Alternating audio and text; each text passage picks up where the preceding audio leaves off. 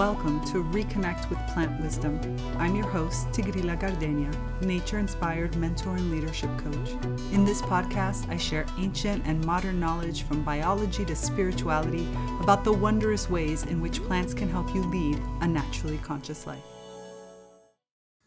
Hello, everyone. Welcome back to another episode of Reconnect with Plant Wisdom. This is episode 40, and today we're going to learn the true history of humankind and plant allies. Well, really, we're going to learn kind of a little bit about it. I have a very special guest for you. I have Crotalo Sesamo, one of the original ambassadors of Damanhur and the director of the Damanhur Mystery School. And we just got into this wonderful conversation about the school, about what you learn, and really more than anything, what is the role of plants? Because obviously, seriously, you could learn about the mysteries anywhere, but understanding the role of plants as allies to humankind and really to greater civilizations around the world is not something that you're going to find everywhere. So I'm extremely excited to bring this episode to you so that you can understand really what's happening out there in the greater world at a whole new level. And more importantly, how does that apply to your own life and your role as a steward of this planet? So without further ado, I bring you this episode with Crotalo Sesamo. Hello, everyone. I am so excited to be here to have this conversation with you. Today, I am joined by Crotalo Sesamo from Damanhur. And today, we're going to talk Mystery School. Mystery School. Mysteries of the universe. Mysteries of humankind. But before we get there, who is Crotalo Sesamo? Well, first of all, thank you. Thank you, everyone, to be here. Thank you, Tigrilla, to create this wonderful occasion to enter more in what in Damanhur we call the Mystery School. Well, who is Crotalo Sesamo? This is a big mystery. No, I'm just joking, but as many of you know me from Gaia TV or from the many different teachings that I've been giving all these years all over the world. I'm a Damanhur Ambassador. I'm the director of the Damanhur Mystery School. I had the pleasure to traveling all over the world to open central reference point for Damanhur. I'm a healer, I'm a researcher. Many of you came with me in some very special journeys, spiritual journeys in Egypt, and not only. So here I am, 35 years in Damanhur. Looks a really long time, but it looks, I don't want to say yesterday because I'm starting to change the color of my hairs, but I would say that is the greatest adventure of my life. Well, let's get right into this, okay? So most of my audience has heard me talk about Damanhur because obviously I'm a Damanhurian, he's a Damanhurian, so we know that it's one of the largest spiritual eco-communities in the world. We know that there's all kinds of different research and studies about what it means to live in this world connected with, well, every other world in some ways. But specifically, there's this thing called the Mystery School. And I've heard talk about it so many times. And obviously, we're going to be having an information session because we want to host a NCC specific mystery school. But before we even get there, what is the Damanhur Mystery School? Well, we have first of all to imagine that the biggest mystery is the one that is inside of us. So when we talk about a mystery school, we always talk about, let's say, the three famous questions. So who I am, from where I'm coming from, and why I'm here. So the mission of this lifetime. So every mystery school in every time and in every place of the planet, so they being connected to that magical element that we call knowledge, that are only all the things that are going to help us, support us to, let's say, not only answer to this question, but then really to accelerate the last process that we call the enlightenment. Enlightenment. I hadn't thought about that. Lots of thoughts coming in my head. But first and foremost, our community is plant-based, right? Plant wisdom, plant communication, plant intelligence. How does understanding the true history of humanity and really help us be in a better relationship with the plant world? I mean, how does it help us better understand even the plant world? Well, there are at least two elements that we can share, even if I would then definitely love to put them in a much more deepest way inside the mystery school. Mhm. So, first of all, in Damanhur, we talk about the mother worlds. I'm sure that some of you are familiar. So, three different mother worlds: the worlds of the humans, of the nature spirit, and of the plants. That in another moment of time, in one of these points of history, they've been completely united. And let's say working these three kingdoms, these three mother world together for the evolution of the planet, or if you Mm. want, the evolution of what we call the humankind or the human souls. Very similar to what is being described in the book of the Lord of the Rings, or I'm Mm. sure that many of you watch the movie. So yes, like other life forms that equally are working, fighting, being together for the same aim. And this is absolutely one of the elements that is bringing the mystery school to work to finally one day to reunite these three mothers world that at the moment is pretty obvious they are pretty well separated, even if they are still existing in their presence. The other aspect, and this is really about one of my passions, that is the mystery archaeology, is the history of humankind that is not being, let's say, taught in our regular school. So in the mystery archaeology, in this different interpretation, well, obviously we don't talk about life only in the planet Earth, but in the entire universe, in the entire matter, as we call it in our spiritual physics. And let's say one of the goal, it's not only to enlighten ourselves, but to enlighten this entire matter. So to make the process in which the matter is going to be evolving, being transformed into light until matter will not exist anymore. There's going to be only the energy, the Hmm. essence of everything.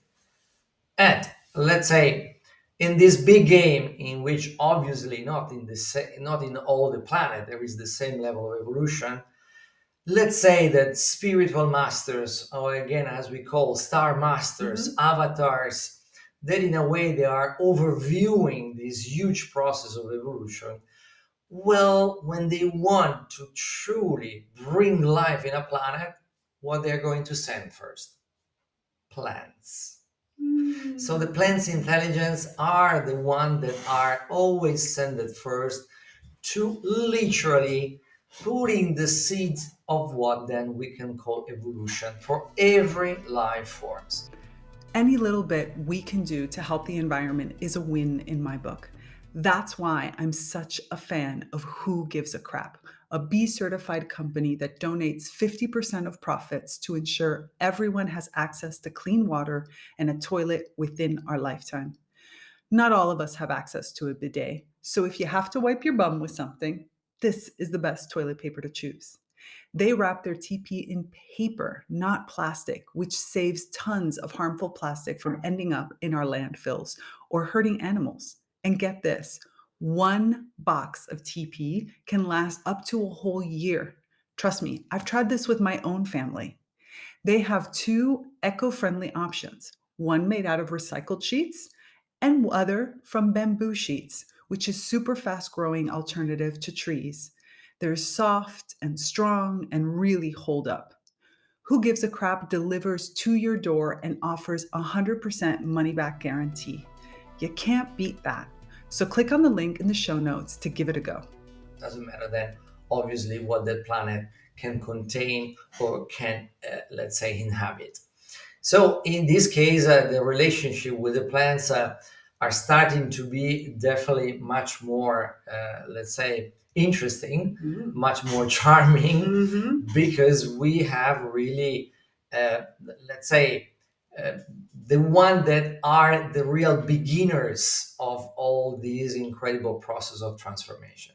Well, that reminds me of a few times that I've gone into the study of Atlantis and of some of the ancient civilizations, asking the question, where are the plants? If you remember in Egypt, when I was asking all these questions to understand the plants in Egypt, because it's definitely not the way it is today. Not at all. But then going back even further as to understanding what was the role of plants in Atlantis. And I'll be honest, there's very little information.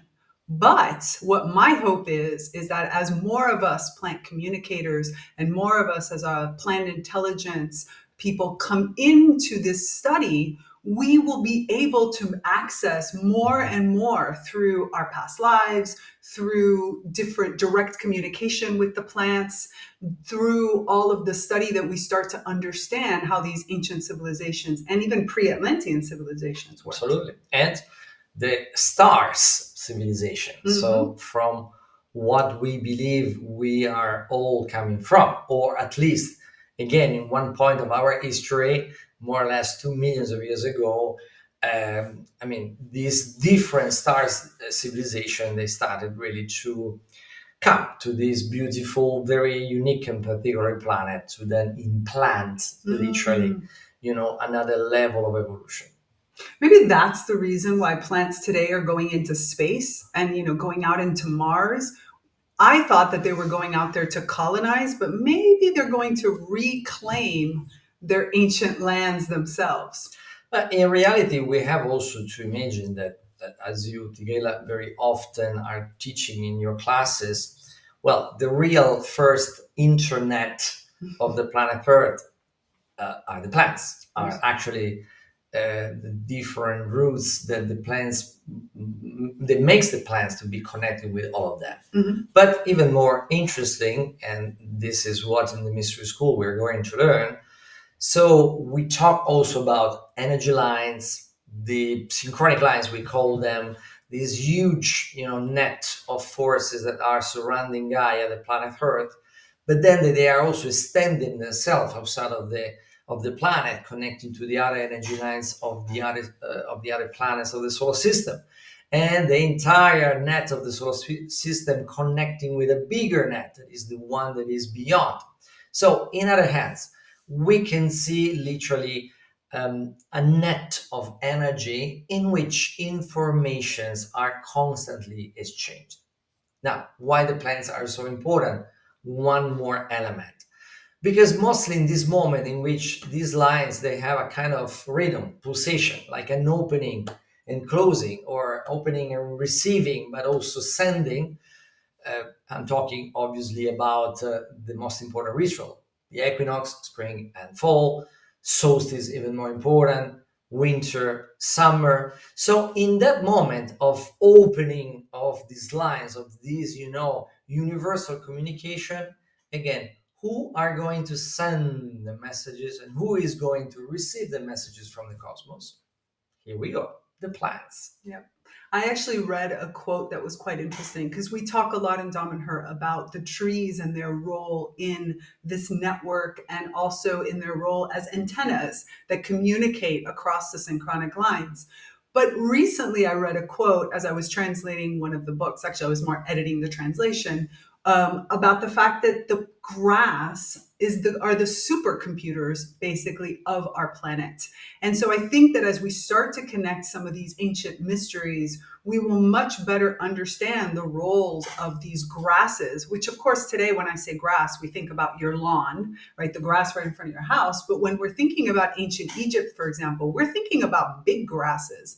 We're thinking about a whole other species that are all in the grass family. Or if you think about Australia, we're talking about megafauna that once lived there that was large grasses. And so if we think of that as the supercomputers of our planet, if we could reconnect from the antennas, which are bringing in everything from the universe, into our planet and then have that computed out through grass, which we know grows everywhere and anywhere. I've seen it growing through the sand in a beach that had miles of beach, and the grass is growing through the sand grains. And I think that really gives us an opportunity to re-engage this connection between plant kinhome and human kinhome, like animal world, and then understanding, even deeper all of these connections.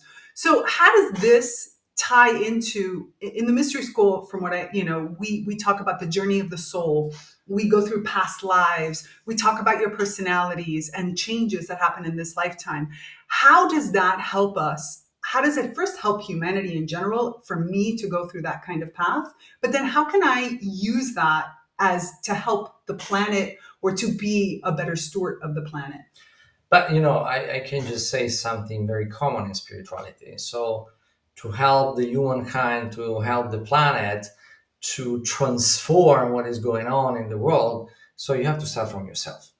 So True. there's So no true. there's no way. So that's the reason why the mystery school, based on these 3 different years, is really connecting to some very, very important stuff. And the first year, that for me is one of the most exciting.